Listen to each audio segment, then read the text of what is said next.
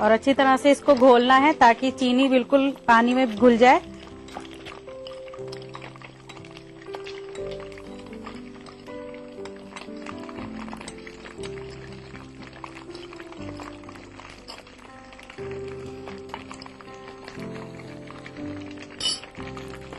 ये पानी हमारा तैयार हो गया है। अब हम इसको मिलाएंगे अच्छी तरह से।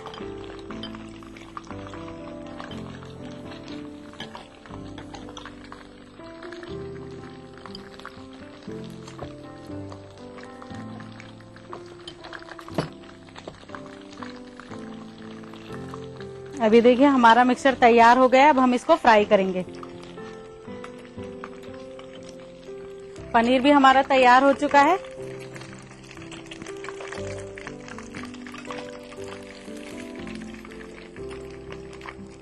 अब हम इसको निकालकर चीनी के पानी में डिप करेंगे।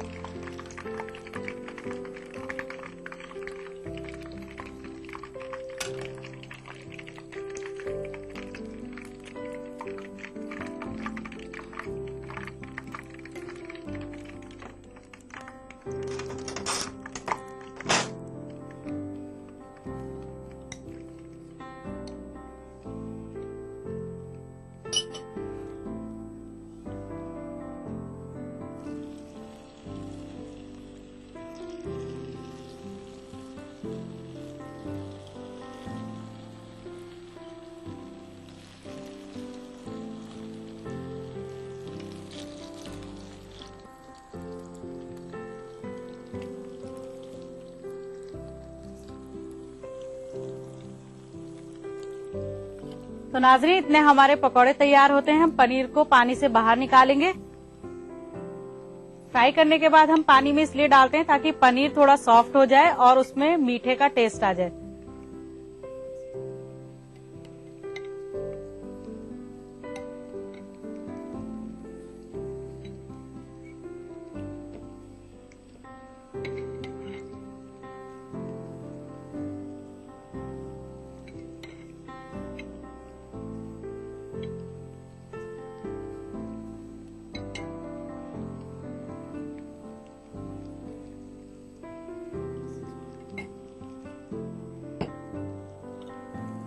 अब हम देखते हैं कि पकौड़े फ्राई हुए हैं या नहीं। अब हम इसे दूसरी तरफ से फ्राई करेंगे।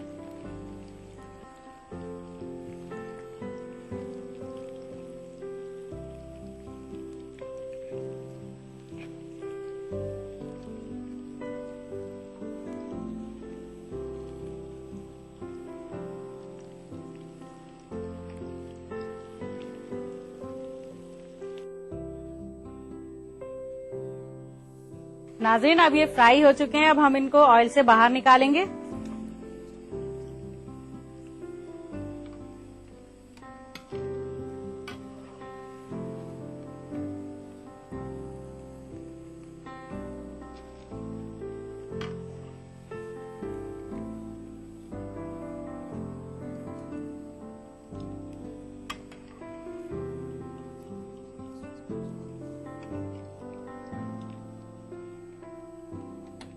फिर हम एक दूसरा पैन लेंगे।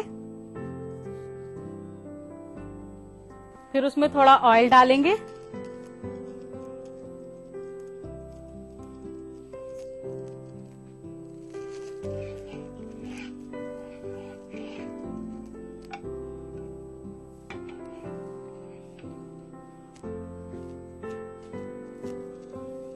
ऑयल डालने के बाद इसमें टोमेटो सॉस डालेंगे।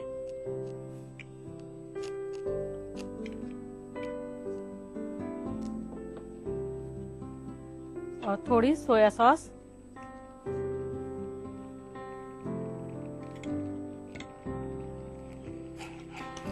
फिर इसमें पनीर के पीस डालेंगे।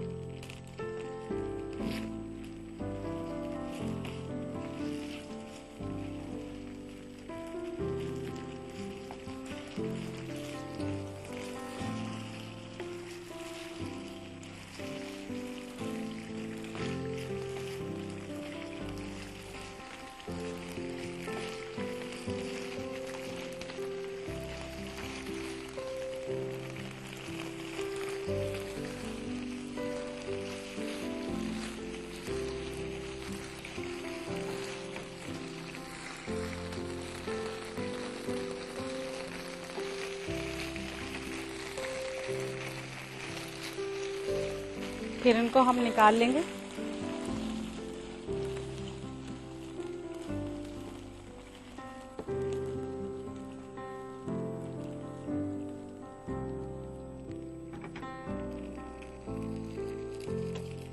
फिर इसमें हम थोड़ा ऑयल और लेंगे इसी में ही।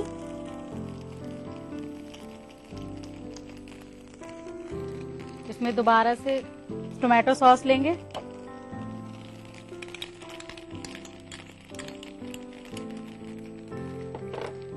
चिल्ली सॉस डालेंगे।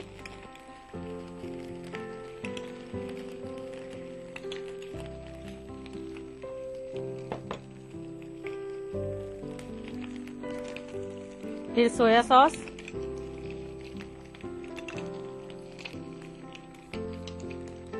और विनेगर।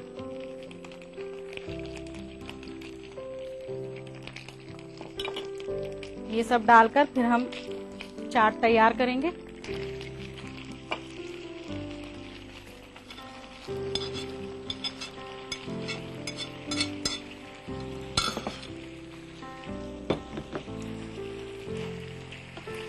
और बहुत अच्छी तरह से मिक्स करेंगे।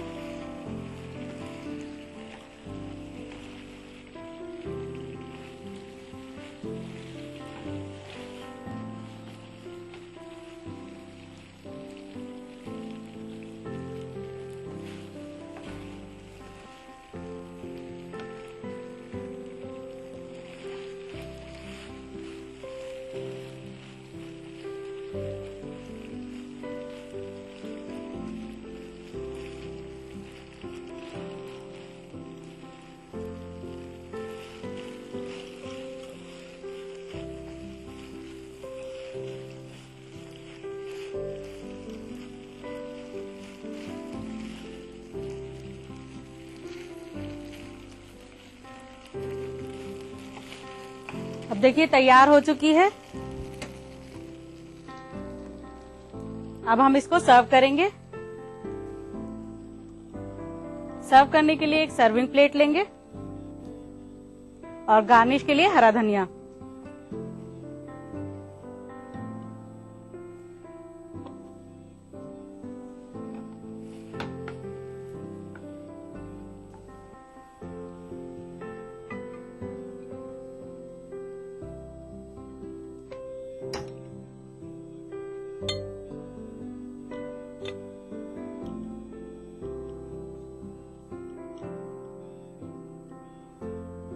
एक साइड में पनीर डालेंगे।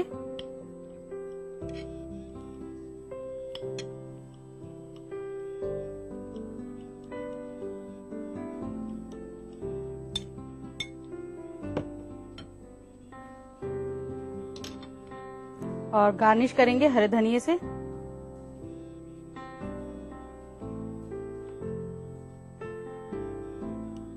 नाजरीन, बनकर तैयार है चाइनीज चाट और मुझे उम्मीद है आपको जरूर पसंद आई होगी और आप इसको ट्राई भी करेंगी। तो आज ही बनाने के लिए नोट कीजिए इसकी रेसिपी।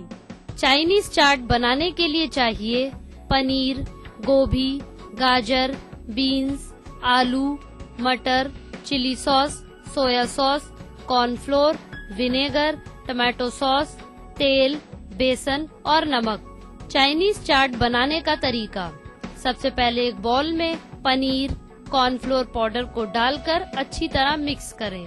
फिर एक कढ़ाई में तेल और पनीर डालकर फ्राई करें। फिर एक बाउल में गोभी, गाजर, मटर, उबली हुई बीन्स, बेसन, नमक, उबले हुए आलू और कॉर्नफ्लोर डालकर इनको मिक्स करें। उसके बाद मिक्सचर के पकोड़े बनाकर एक प्लेट में निकाल लें। फिर एक फ्राइंग पैन में टमाटो सॉस, सोया सॉस और पनीर के पीस डालकर कुछ देर पकाएं और प्लेट में निकाल लें। फिर पैन में tomato sauce, chilli sauce, soya sauce, vinegar और पकोड़े डालकर अच्छी तरह मिक्स करें और फिर एक प्लेट में पनीर और हरे धनिये से सर्व करें। नाजरीन, क्या आप भी हमारे शो में शामिल होना चाहती हैं? अगर होना चाहती हैं तो भेजिए एक अच्छी सी रेसिपी। अगर वो रेसिपी होती है सिलेक्ट तो आपको मौका मिलेगा मेरे साथ मेरे किचन में अपनी रेसिपी बनाने का। तो इसके लिए नोट कीजिए हमारा पता। हमारा पता है अक्से रसोई, 2E/12 3rd floor, Jhandewalan extension, new Delhi 910055। हमारा ईमेल आईडी है responseurdu@etv.co.in। नाजरीन, अब वक्त हो चुका है आपसे इजाजत लेने का, इस वादे के साथ कि फिर मिलेंगे कुछ नई रेसिपीज के साथ। तब तक के लिए खुदा हाफिज।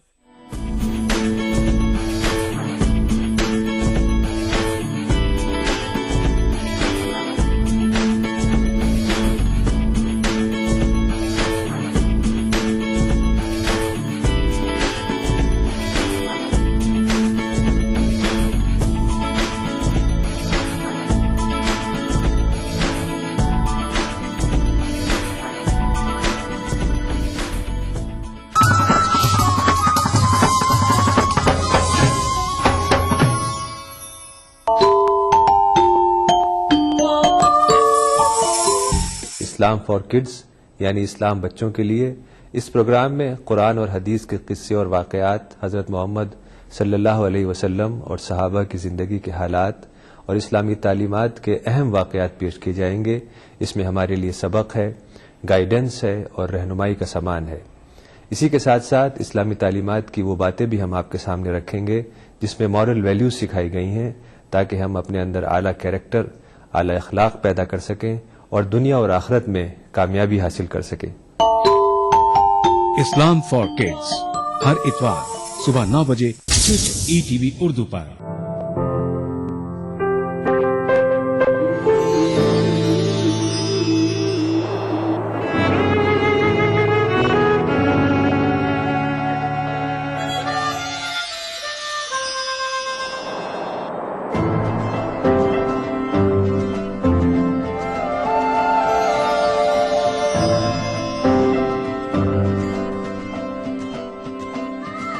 नए एहसासों से जुड़े नए रिश्ते बिखेरेंगे रंग। जिंदगी लाइव सीजन 5 इतवार दोपहर 12 बजे और शनिवार दोपहर 12:30 बजे। आपकी सुबह हमारे साथ दिलचस्प और पुरकशिश बातचीत, आपके एहसासात हमारे ख्यालात, दिलों में कैद और मस्ती भर देने वाले सदाबहार नगमे। आजा तुझको पुकारे मेरे गीत रे, मेरे गीत रे ओ मेरे मितवा। आपकी दिल की आवाज दिल से दिल तक। प्रोग्राम दिल से एक नए अंदाज में हर पीर से शनिचर सुबह 9 बजे सिर्फ ETV उर्दू पर। ETV उर्दू पर अगला प्रोग्राम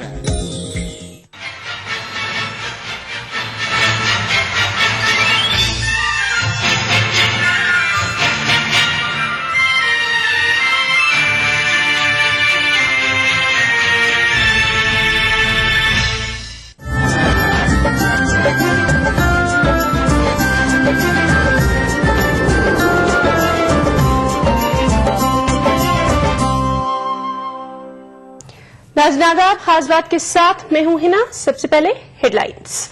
मुल्क में मुसलमान का बदल रहा है सियासी रुझान, आम आदमी पार्टी नजर आ रही है एक मुतबादिल।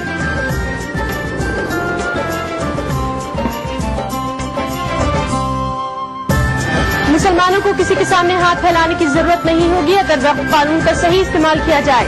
वक्फ बिल पर के रहमान खान के तासुरात। आंध्र प्रदेश अकलीती कॉरपोरेशन में 55 करोड़ घोटाला मामला, CID ने साबिक डायरेक्टर इलियास रिजवी के खिलाफ चार्जशीट दाखिल करने की हुकूमत से मांगी इजाजत।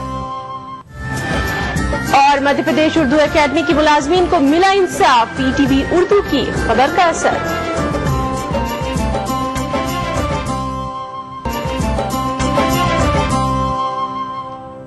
शुरुआत करेंगे आज की बड़ी खबर के साथ।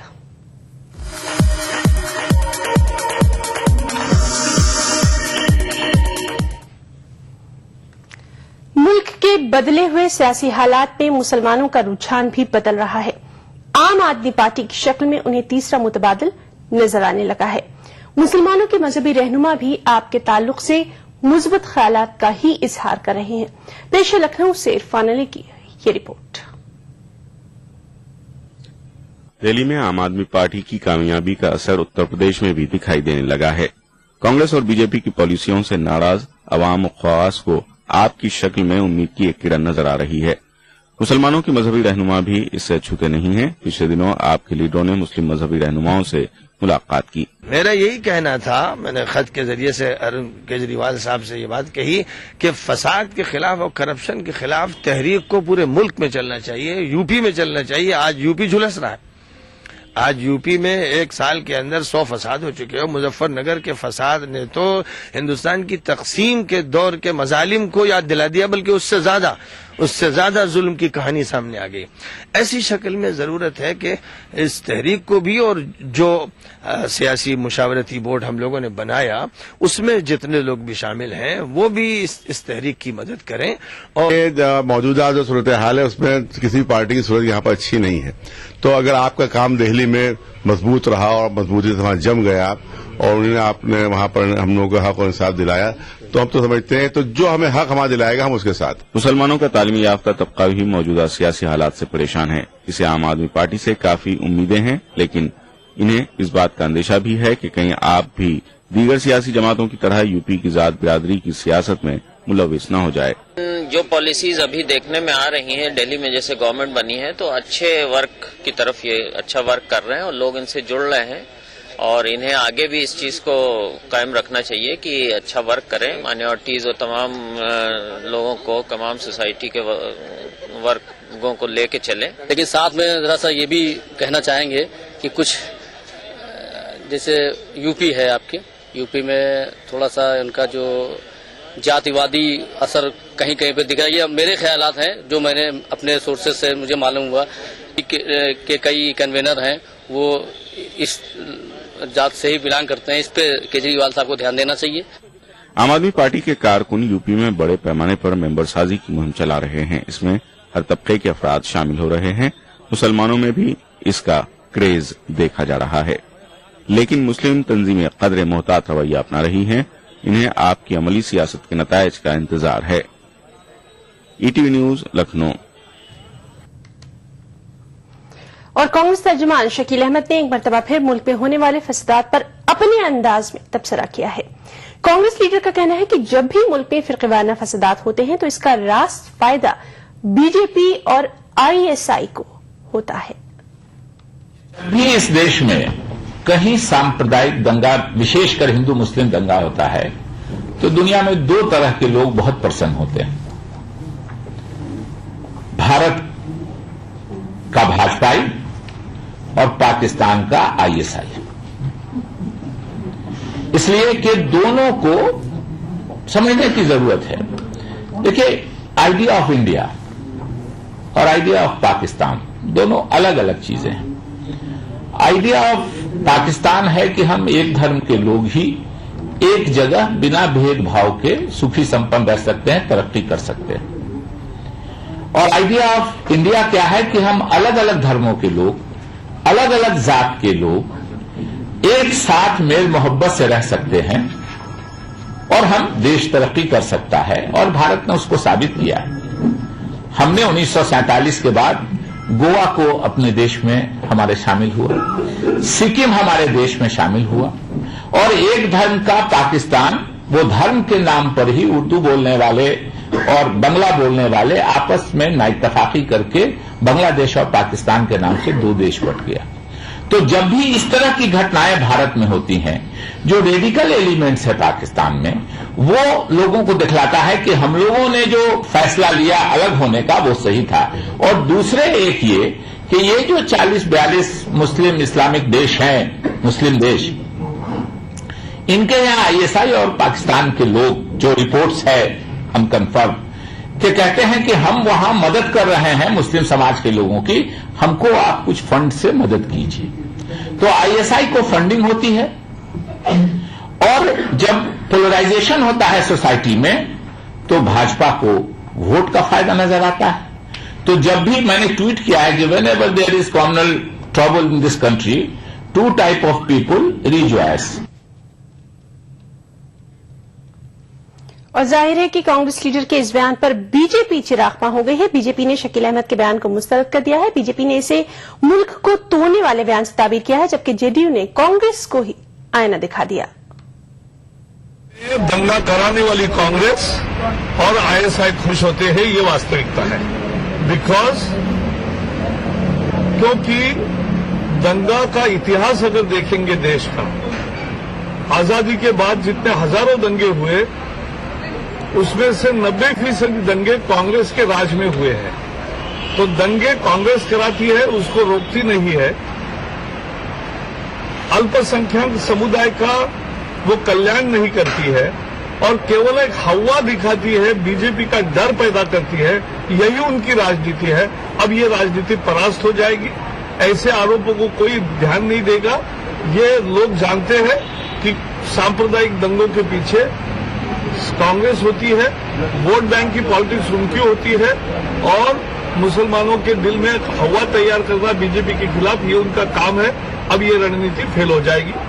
ये बात सही है कि जो इस तरह के कम्युनल क्लैशेज होते हैं तो उसमें से जो मुस्लिम फंडामेंटलिस्ट हैं और जो हिंदू फंडामेंटलिस्ट हैं, जिनकी आइडियोलॉजी में ये फंडामेंटलिज्म है और कम्युनलिज्म है, उनकी ही बात बनती है, उनकी ही राजनीति चमकती है। लेकिन सवाल यह है कि शकील साहब की पार्टी सेंटर में राज कर रही है। इतने दिनों तक 40 साल तक एक छत्र राज रहा इस देश में, तो वो उसके अंदर भी दमखम, इस चाहे संघ परिवार हो चाहे आईएसआई हो, उससे लड़ने का कोई दमखम इनके अंदर नहीं दिखता। उत्तर प्रदेश का एक वफ्द आज सुबह तड़के सकाफती दौरे पर बैरून मुमालिक के लिए रवाना हो गया है। ये वफ्द यूपी के वजीर आजम खान की क़यादत में रवाना हुआ। इस वफ्द में यूपी के वजीर राजा भैया, ओम प्रकाश सिंह, अंबिका चौधरी वगैरह शामिल हैं। बताया जाता है कि ये वफ्द 5 मुमालिक का दौरा करेगा। यूपी के इस वफ्द के दौरे की मुख्तलिफ सतह पर मुखालफत भी की जा रही है। कहा यह जा रहा है कि मुजफ्फरनगर फसाद मुतासरीन एक तरफ कैंप में कसम पूसी की जिंदगी गुजारने पर मजबूर हैं, वहीं यूपी के वुज़रा सैर सपाटे कर रहे हैं।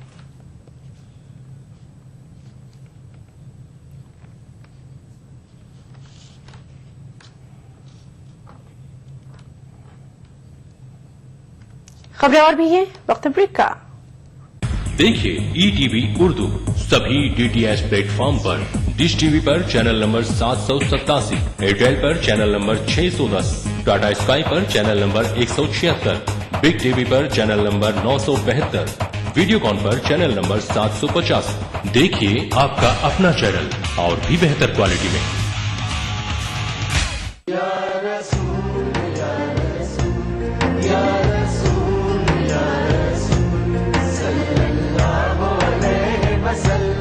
सारी कायनात मसरूर है, जश्न मिलादे रसूल है। नबियों के सरदार, निगाहे इश्क व मस्ती में वही अव्वल वही आखिर, वही कुरआन वही फुरकान, वही यासीन वही ताहा। मैं आया तेरे दरबार, मैं आया तेरे दरबार, मेरी तुझ पे। इंसानियत के लिए मोहसिन इंसानियत का पैगाम, सीरत रसूल के मुख्तलिफ गोशों का अहाता करता हुआ लाइव फोन इन प्रोग्राम, हुब्बे नबी से सरशार नातों का हसीन गुलदस्ता, जश्न मिलादुन नबी, हर पीर से जुमा रात 10:30 बजे सिर्फ ईटीवी उर्दू पर।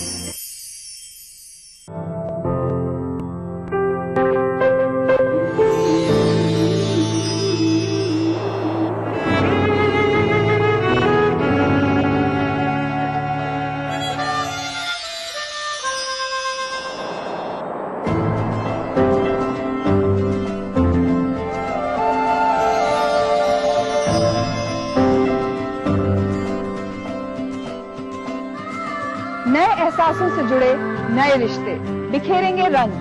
जिंदगी लाइव सीजन 5 इतवार दोपहर 12 बजे और शनिवार दोपहर 12:30 बजे।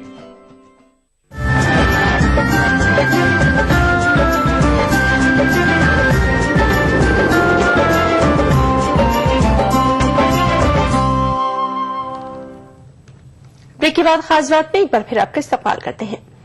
मुजफ्फरनगर फसाद मुतासरीन के हक में आवाज उठाते हुए मजलिस फलाह इंसानियत ने मेरठ में रियासती हुकूमत के खिलाफ एहतजाज किया। हालिया वाकयात और इल्जामात की सियासत के लिए भी मजलिस ने अखिलेश हुकूमत को मोर्द इल्जाम ठहराया। मुजाहिरीन का कहना है कि हुकूमत बर वक्त इक़दाम करती तो ये सूरत हाल नहीं होती।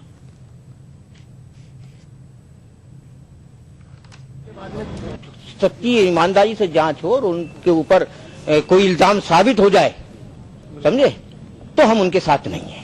पूरी कौम इस बात की मजम्मत हमेशा दहशतगर्दी की और इस तरह की वारदातों की हमेशा मजम्मत करती रही है, पूरी कौम ने मजम्मत की है। जहाँ तक लगता है कि ऐसे मुद्दों पर हमेशा जो राजनीतिक पार्टियां जो है अपनी जो है वोटों की राजनीति करती हैं और ज्यादातर मुझे तो यही महसूस होता है कि इसमें जो है राजनीतिक पार्टी जो है इस मुद्दे को बढ़ा चढ़ाकर जो है पेश कर रही हैं और अपने अपने तरीके से उसको पेश कर रही हैं। हमारा कहना यह है कि यदि कोई ऐसी घटना हुई है, वहाँ ऐसी कोई वारदात है या ऐसा कोई इस तरह कोई काम हुआ है तो उसके प्रॉपर वे में जांच की जाए और किसी निर्दोष को ना फंसाया जाए। इस तरह से जो मुजफ्फरनगर वाले मामले में जो भी कार्रवाई है वो कानूनी तौर से पूरी तरह से सही होनी चाहिए। अगर उसमें सच्चाई है तो सजा मिलनी चाहिए, लेकिन झूठे फंसाने के लिए कोई भी कोशिश किसी भी तरह की नहीं होनी चाहिए। अक़लियती उमूर के मरकजी वजीर के रहमान खान ने वक्फ बिल 2013 के हवाले से कहा है कि कोई भी कानून मुकम्मल नहीं होता, ताहम इसका सही और मुनासिब इस्तेमाल किया जाए तो इस कानून से फायदा उठाया जा सकता है।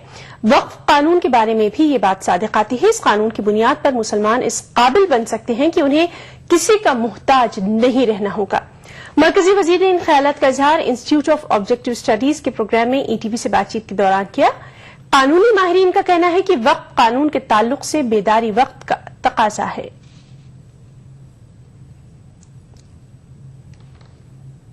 जो भी इसमें खामियां पॉइंट आउट करते हैं वो खामियां हर कानून में, कोई कानून परफेक्ट नहीं है, मगर अगर आज कौम और मिल्लत पूरी ये तय कर लें कि वक्फ के जरिए से हम इसको सही तरीके से इम्प्लीमेंट करेंगे, इसमें दिलचस्पी लें, तो हमारे ह्यूमन डेवलपमेंट नहीं, हर चीज तो मुसलमान किसी के सामने हाथ फैलाने की जरूरत नहीं है। इसमें मेरी अपील है कि इसमें दिलचस्पी कौम ले, अपनी प्रॉपर्टीज को बचा के इसकी तरक्की। इसके जो अच्छे एस्पेक्ट्स आए हुए हैं, जो इसके अच्छे दफात आए हुए हैं, उसको आप पढ़ें और उसका इस्तेमाल करके जो वक्फ की जायदाद जो बर्बाद हो रही है, जो मिसमैनेज हो रही है, उसको मैनेज कीजिए। जानकारी होगी तभी जो है वक्फ के जायदाद का मैनेजमेंट अच्छा होगा। मैनेजमेंट अच्छा होगा तो फिर जो है उसकी आमदनी बढ़ेगी। तो मेन मकसद यह है कि लोगों को इसके बारे में बताया जाए ताकि जो है वो उसका इस्तेमाल करें और जहां जहां पे औकाफ हैं जो उनके कब्जे में है या जो उस पर काम कर रहे हैं वो इन दफात का फायदा उठा करके और जो वक्फ की जो आमदनी है उसमें इजाफा करें, ये मकसद है। Andhra Pradesh state minority finance corporation के साबिक वाइस चेयरमैन व managing director Mohammad Ilyas Rizvi corporation के स्कैम के जिम्मेदार पाए गए हैं। सीआईडी ने तहकीकात के बाद इलियास रिजवी को 55.47 करोड़ रुपयों के स्कैम के लिए जिम्मेदार पाया। मोहम्मद इलियास रिजवी के खिलाफ चार्जशीट दाखिल करने के लिए सीआईडी हुकूमत आंध्र प्रदेश की इजाजत का इंतजार कर रही है। वाज़ेह है कि 2012 में माइनॉरिटी फाइनेंस कॉरपोरेशन में 55.47 करोड़ का स्कैम मंजर-ए-आम पर आया था। इस मामले में तहकीकाती एजेंसी ने 4 अफराद को गिरफ्तार करते हुए अदालती तहवील में दे दिया है।